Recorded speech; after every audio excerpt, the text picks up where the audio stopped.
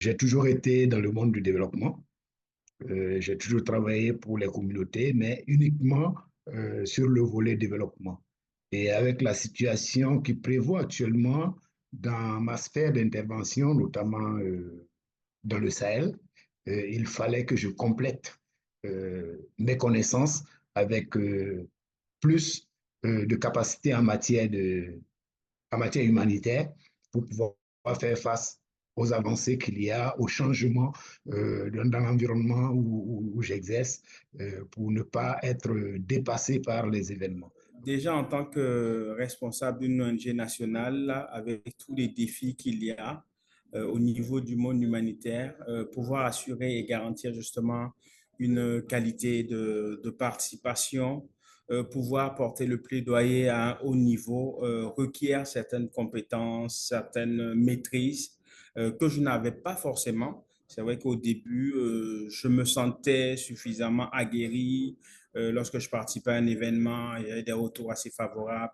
Donc, je me disais déjà, ouais, là, je suis assez bon là. Mais je me suis dit quand même, il est important justement de pouvoir avoir cette formation complémentaire. Et j'ai eu beaucoup de retours d'anciens du DSLA justement qui m'ont dit, c'est vraiment la formation. Une fois que tu l'as fait, voilà, tu sais, waouh, ça te permettra de te découvrir et de mieux connaître ton potentiel. Et je pense que c'est tout ça qui m'a motivé justement à candidater pour cette formation. En fait, au départ, j'avais une certaine méfiance vis-à-vis du leadership que j'associais à une structure trop hiérarchique et rigide. Pour moi, l'autorité était souvent synonyme de contrôle plutôt que d'émancipation collective. Mais un ancien superviseur, lui-même diplômé du DSLH, m'a encouragé à reconsidérer cette perception.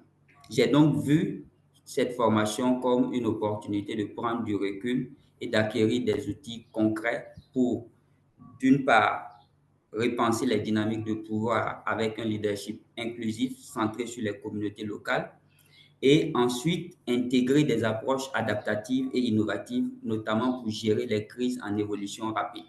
Et enfin, pour mieux négocier avec des acteurs variés, y compris des partenaires non étatiques.